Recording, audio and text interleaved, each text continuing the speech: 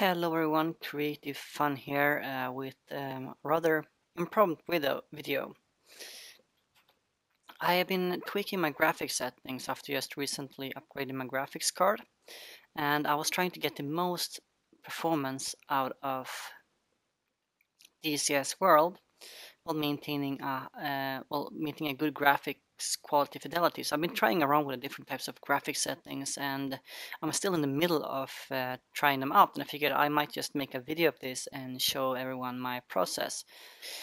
So right now you can see I get between 73 72 frames per second here. It jumps a little bit up and down, but my goal, I have only a 60 hertz monitor, so as long as I can keep above 60 hertz, everything else is fine. So the scene I'm using is the cold start for the F86 Saber, because for some reason, like this specific angle right here always garner the lowest possible frames. And when I have turned everything up at max, I get maybe around 35 frames per second in this specific angle. If I just turn it around like this, you can see the frames bumps up quickly above 100. If you look in this direction, we get basically the same result. The frames start nibbling in the 100 frames per second. And similar here. So I've been trying different types of approaches, just turning on and off certain graphic settings, and I haven't been able to find like the graphic settings, so to speak, the one I want to use. So I'm just going through them right now. I'm going to quit here. I'm going to jump out. I'm going to see how my current graphic settings are. So if you look right now, I've determined that the textures and terrain textures doesn't affect my FPS. So I'm confident that I can keep these at maximum without it affecting my FPS. All in all, whatever the textures and terrain textures are basically just, if you have enough video memory, you're gonna be fine. When I turn on the water to max high setting, I saw a significant drop in frames per second. I saw almost a 40 frames per second drop. So I set it back to low, and right here when I set the visible range to ultra, I saw equally great loss in FPS. So I'm figuring the water and visible range might be the culprits. So I'm going to go back and put these on low and show you the frames I get with just the textures bumped up to maximum. So once again, I'm back in the F86 Saber, and I'm going to go to this specific angle here where I get the biggest FPS drops, because this is where I can measure the proper performance of the simulation. So right here you can see we have about 130 FPS, and that's more than enough. You can disregard the video memory up there. I'm very certain I'm not pulling 10 gigabyte of memory, otherwise this thing would have been so slow. I'm not rich enough to afford a Titan X. So anyway, we have determined that terrain texture and textures, they do not affect the FPS. I get well over 100 FPS, and as you know, as I told you, the 60 FPS, that's my mark. I don't want to dip below that if I can avoid it. So visible range and water are culprits in terms of getting down the FPS. The heat blur is very difficult to show unless I start the engine. So I'm gonna put that on high for now. What we're gonna try now, however, is the shadows. I'm gonna start up. Actually, I'm gonna go back and put this on off so this doesn't affect it. But we're gonna see how much shadows affect the FPS. So water gave me almost a 40 FPS drops from 130 to down to 190.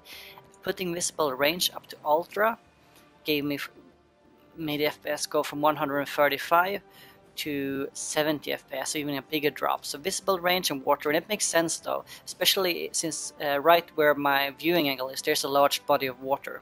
So anyway, we're gonna see what shadows on maximum does with the textures at maximum. So if you look from this angle again, we now have maximum shadows. Shadows is on ultra. As you can see here, there's a pretty big FPS drop there. We went from around 130, 132 to around 80, 90 FPS. So if we zoom out a little bit, you can see the FPS is not affected that much. It's going up. And right to the north there, or to the north I say, to right in front of us, where you have the bridge, you can see the body of water.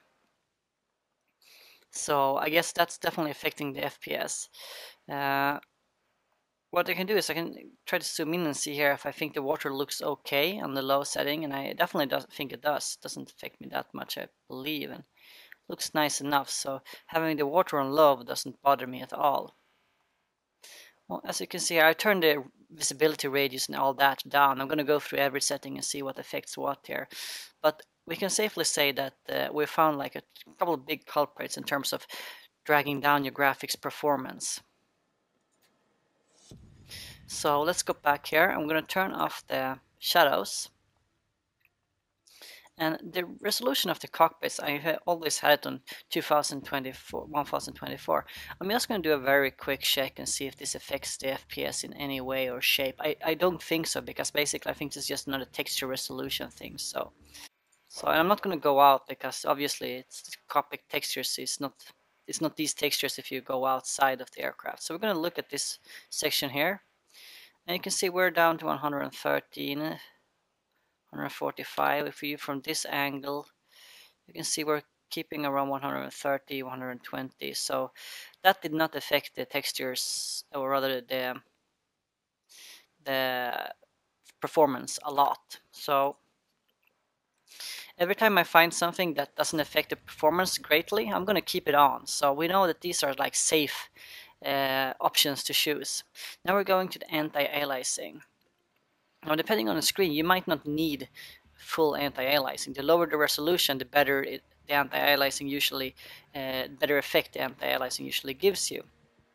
But for practice sake, or rather to see you to be a little bit scientific here, I'm gonna move up to 16Q and see how well the computer performs with this.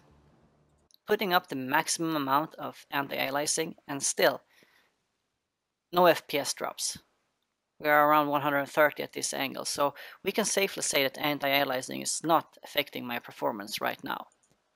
Of course, this could all change with a busy scene and stuff like that, but I found this is the scene that gives me most consistent measurements.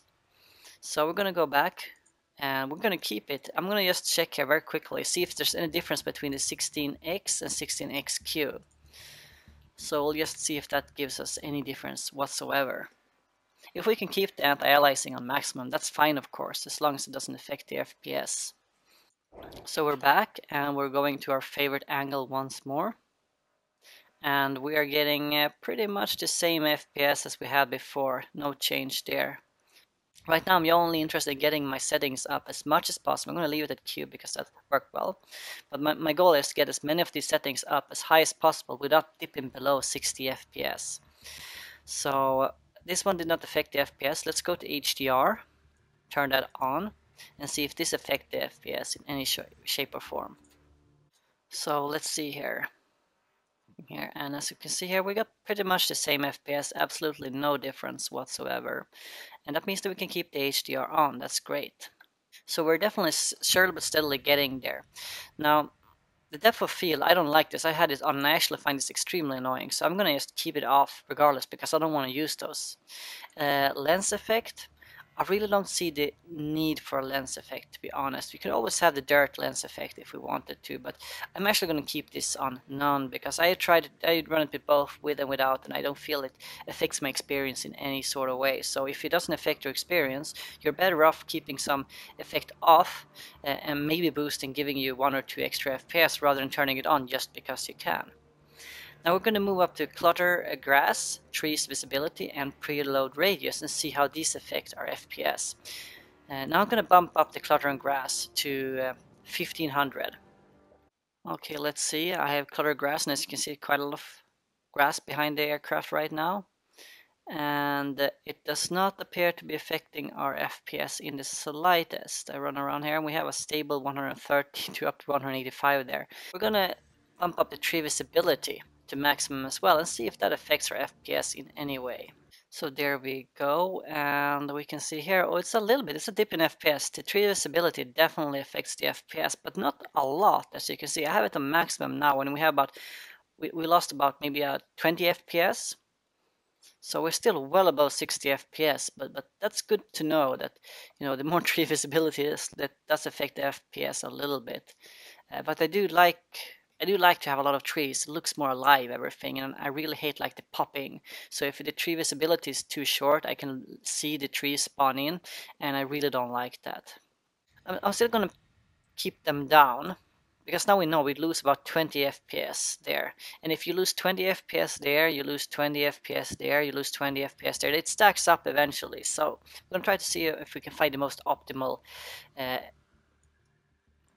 setting. I'm going to take the preload radius and move it up and see if that gives us any effect whatsoever. And nothing. It does not appear to affect the immediate FPS.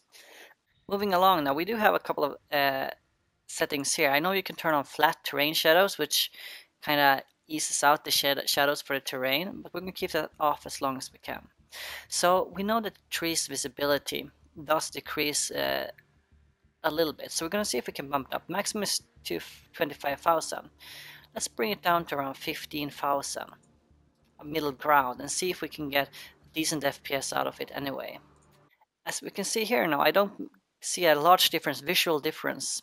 I think that the preload radius is still pretty great having it up there. And as we can see here now, we gained back about 10 FPS by just scaling it back a little bit. So we have plenty of FPS to work with, and we got our trees up and running. That's great. So let's get back into the settings. So we're gonna leave that at that. We're still very satisfied with our FPS. Now let's move back to these ones. Now we know that shadows, visible range, and water are one of the key issues here. Now for me, I really need shadows. I love shadows. I think it makes everything seem alive and realistic. So I'm definitely gonna want shadows, but boosting it up to ultra may be a little bit too much. Let's just do a quick check and see how medium shadows fare. And we're going to try it both with and without the flat terrain shadows and see if we can gain a little bit of FPS with using flat terrain shadows. So, and immediately I do love how the shadows look like, and they look good in distance and oh, close up and in distance they look fairly good. Let's see how it fares on the FPS. You can see here the FPS have been tanked dramatically. We've lost maybe 30, 40, around 30 FPS just by boosting up the shadows to medium. So that's definitely one of the culprits in terms of FPS. If we look around the cockpit here, as you can see, it's just this angle right here that really tanks down the FPS. Like if I look in this direction here, I go up to over 100, 120 quickly. So this is like the extreme case. For some reason, this specific viewing angle is like the extreme case. And you can see we have a little bit less FPS in the cockpit than we have outside, about 5 less FPS. So still, we are above, but just barely. As you can see, we're just barely above the 60 FPS mark right here. So we have to be careful what we do here. I'm going to go quit here. And I'm going to turn on the flat terrain shadows. I really wish that there was a setting to turn off tree shadows, because I'm pretty sure that definitely helps, not having to generate the shadows from the tree. If we turn on flat terrain shadows, so we're going to see if that helps our FPS go up a little bit. Okay, so we're back again in the F86, and as you can see here, we can see a slight increase in the FPS. Let's look up from the cockpit and see here. We have, we're down to 64, 62. We had 66 before here, so it feels like the enabling flat terrain shadows didn't give us anything at all, to be honest. Flat terrain shadows didn't do anything for that particular scene, so we're actually going to turn it off. We don't need it, it seems. So shadows are at medium, and that is tanking our FPS quite badly. As we know, it doesn't help us turning down the MSAA or anything like that. That's not going to help us, because we already checked and made sure that this didn't affect the FPS. So we know that this is one of the culprits.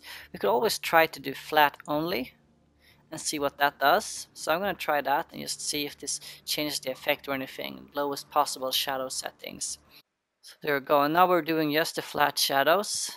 And the cool part, of course, is that it doesn't affect that much the visual quality of the shadows when you zoom in and out. If we look here, we can see, well, there's a definitely increase in frames per second. Dropping that down, we have gained maybe 10-15 FPS. How does it look in the cockpit? 75. So we definitely increase a little bit of shadows, but as you can see here, there's no shadows in the cockpit, and I really don't like that. I love shadows or streams of light and shadows affecting the cockpit, because it makes everything feel more realistic. So I'm absolutely not gonna go with flat shadows. I'd rather lose a couple of FPS than losing my shadows. Let's go back to medium. We know we had around 60, 65 FPS. Now we're going to go to visible range. Now this is the big one, I think, because I don't mind the water and sieve traffic we're just going to skip for now. But visible range might be really important, being able to see very far away. So we're going to do a check and just check the extreme setting here. How much frames do we lose on the extreme setting for visible range? So already I can see there's quite a bit of drop of frames per second. I see we're down to 40 frames per second here. That's not good at all. Of course it's nice, we can see the mountains in the distance there, but definitely this is not the setting for us to use if we want to have a high frame rate. So let's just check here. If we look at this, you can see here the frames are tanking. It's around 40-50 frames per second. So I'm going to set them to only medium visible range. Let's see how far we can see, if it feels good. We're looking at our trusty angle here, and as you can see we are well above the 60 frames per second mark here, no problem. If we go into the cockpit, that's also very good. We're keeping 60 frames per second here. I don't think we're gonna go below 60 frames per second, 59, but still fairly good. And as you can see, we can clearly see the mountains here. I think is not as visible as they were before, but I do not feel that it affected the gameplay that much. Still think we can see pretty far without too much effort actually. That's definitely not a big issue, I would say. And if we zoom out here, maximum zoom, so it feels fairly decent. I don't think this is unrealistic or take away the immersion or anything like that. So I might consider keeping the visible range kind of low. So I'm gonna press quit here, and we're gonna go back to the settings and see if we can change some more. We have the visible range. I'm gonna bump it up to high to see if that affects it in a very negative way. And then I think we might have found our like optimal settings for DCS, at least so far. Let's see here if the high visible range increase here does anything dramatic to our FPS. As you can see here, we are skirting around on the 60 frames per second mark. Let's go into the cockpit. Well, we are still maintaining a 60 FPS here. We're dipping down in 59, I think I saw, but still it seems pretty good. Nothing too bad, and we have a high visible range. That's nice. In all honesty, though, I don't feel like it's that big of a difference in terms of visible fidelity. So I might either opt for increasing the shadows instead, which might give me a much better experience in the cockpit. So I'm going to do that. We are going to take the visible range and bring it down to medium again, and then boost shadows up to high. So there we go. Let's see if we can get... That seems fairly well. We have around 76 FPS. Definitely not bad. And we have pretty good graphical fidelity of the shadows. I really like that. Very smooth and nice. If we go in the cockpit and look here, we have the shadows right here, and they look okay. Nothing big there. And if we look here to our specific angle, we can see here that we are still, we're hovering 60 FPS here. We're not dropping down below 60 FPS. So, and as you can see here, no matter where else where we look, we get a pretty much higher FPS than that. So I'm actually very satisfied. I think this is the optimal graphics settings for my computer. Of course, this may differ between what type of graphics card and what you have, but at least now we have singled out what's actually affecting the FPS the greatest. So let's just take a quick look at the graphics settings here again. Now, the biggest slowdowns is the water, visible range, and shadows. Those are the ones that actually tanks my FPS. The anti-aliasing didn't do much, and to be honest, I tried different types of visual, like see how this affects the visual aesthetics of the game, and except for off. You can pretty much run with any of these settings and still get a good look on the game. Please notice though, I have noticed that the higher MSAA you have, the more video memory you need, so please take that into account. If you have less than 4 GB of video memory, please bring the MSAA down. I'd rather have less resolution textures. I do not recommend dropping anisotropic filtering because it's difficult to explain what it does. I would recommend, if you're wondering what this does, please check out like some YouTube video or YouTube tutorial about it, because it's really interesting what anisotropic filtering does. So that was like a guide, I think, maybe, about how to optimize your graphics settings in DCS world. I hope you enjoyed this, and if you find this useful or tutorials like this useful, please leave a like and maybe even consider commenting or subscribing. And hopefully I will see you guys in the next video. Thank you for watching.